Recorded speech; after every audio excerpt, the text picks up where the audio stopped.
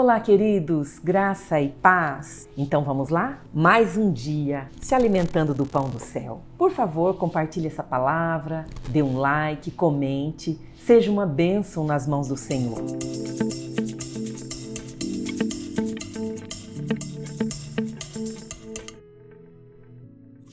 Segunda de Crônicas 29, o tema é o seguinte: Ezequias e a purificação do templo. Ezequias tinha 25 anos de idade quando começou a reinar e reinou 29 anos em Jerusalém. O nome da sua mãe era Abia, filha de Zacarias. Agora, olha que coisa linda. Ele fez o que o Senhor aprova, como tinha feito o seu predecessor. Ezequias entendeu algo muito importante, que a prioridade no seu reinado era reabrir o templo. E a palavra de Deus vai dizendo que no primeiro mês do primeiro ano do seu reinado, ele reabriu as portas do templo do Senhor e as consertou. Convocou sacerdotes levitas, reuniu na praça que fica do lado leste. Agora, observe o que ele fala aqui no versículo 5. Escutem-me, levitas. Consagrem-se agora, consagrem o templo do Senhor, o Deus dos seus antepassados. Ele vai chamando então o povo para que eles venham uma busca do Senhor, que eles venham se consagrar. Porque no versículo 6 ele vai estar dizendo algo muito grave. Nossos pais foram infiéis, fizeram o que o Senhor nosso Deus reprova e o abandonaram. O povo abandonou o Senhor e agora Ezequias, esse rei que estava no momento, ele vai ter que lidar com essas consequências da rebelião dos seus antepassados. E no versículo 8 ele vai dizer o seguinte: por isso, a ira do Senhor caiu sobre Judá e sobre Jerusalém, e ele fez deles objeto de espanto, horror, zombaria, conforme hoje vocês podem ver com seus próprios olhos. Versículo 10. Pretendo, pois, agora fazer uma aliança com o Senhor, o Deus de Israel, para que o fogo da sua ira se afaste de nós. Queridos, agora o rei, ele chama o povo e ele diz a causa, a origem, ele vai na raiz e ele chama então toda a nação, porque aqui no versículo 11 ele vai dizer: meus filhos, não sejam negligentes agora, pois o Senhor os escolheu para estarem diante dele e o servirem, para ministrarem perante ele e queimar incenso. E aí ele vai descrevendo o nome dos levitas, o nome de todas as famílias que foram chamadas, e ele vai dizer que foi conforme o rei havia ordenado, em obediência à palavra do Senhor. Já foi tudo estabelecido, não foi nada por acaso,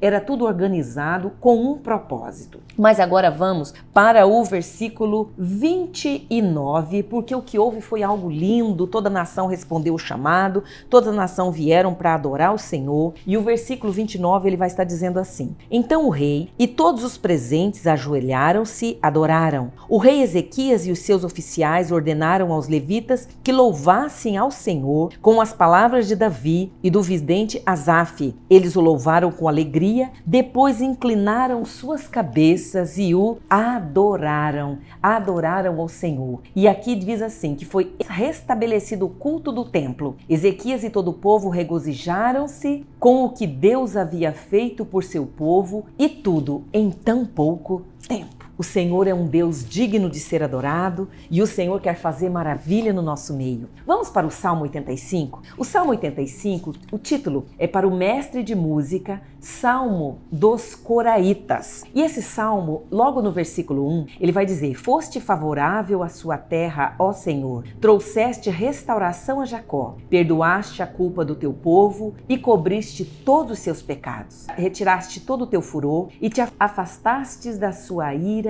tremenda. Versículo 4. Restaura-nos mais uma vez, ó Deus, nosso Salvador. Desfaz o teu furor para conosco. Ficarás indignado conosco para sempre. O salmista está buscando o Senhor. O salmista está clamando diante do Senhor. Mas olha só o versículo 8. Eu ouvirei o que o Senhor disse. Ele prometeu paz ao seu povo e aos seus fiéis. Versículo 10. O amor e a fidelidade se encontrarão. A justiça e a paz se beijarão. A fidelidade brotará da terra, a justiça descerá dos céus. O Senhor nos trará bênção. A nossa terra dará sua colheita, a justiça irá diante dele e preparará o caminho para os seus passos, ainda que ele comece clamando o Senhor, ainda que ele comece dizendo, Deus, o Senhor vai ficar indignado para sempre, ele diz, eu vou buscar o Senhor, eu ouvirei o que o Senhor diz. É alguém que conhece o Deus que ele serve, é alguém que sabe que é um Deus de misericórdia,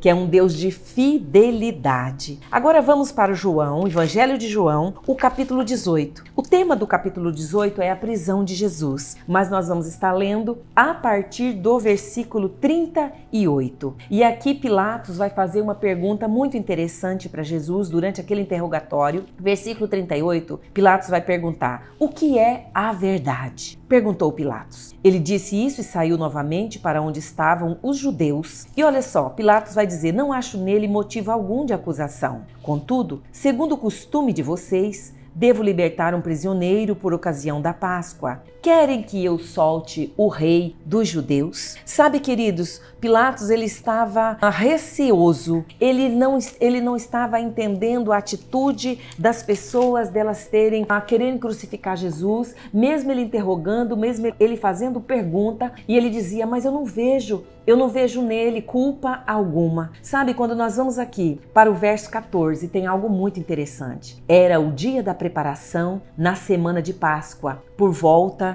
das 6 horas da manhã. Por que isso é tão importante? Porque Isaías, no capítulo 53, no versículo 7, ele escreveu, ele foi oprimido e afligido, contudo não abriu a sua boca, como um cordeiro foi levado para o matadouro, e como uma ovelha que diante dos seus tosqueadores fica calada, ele não abriu a boca. Há mais de 700 anos Isaías havia profetizado e agora estava ali nesse dia que estava se cumprindo. Pilatos ele vai dizer, o rei de vocês, eis o rei de vocês. E eles gritaram, mata-o, mata-o, crucifica-o. Devo crucificar o rei de vocês? Perguntou Pilatos. E o povo responde, não temos rei, senão César. Responderam os chefes dos sacerdotes. Finalmente Pilatos o entregou a eles para ser crucificado. Sabe, queridos, o Senhor Jesus, ele estava ali se entregando por mim e por você. O Senhor Jesus estava naquela cruz, entregando toda a sua vida, para que hoje eu e você pudéssemos ser livres. Ele estava ali e ele não abriu a boca. A palavra vai dizer que como uma ovelha muda, o Filho de Deus, o presente maior que o Senhor podia nos dar, que ele fala, Deus amou o mundo de tal maneira que deu o seu Filho unigênito,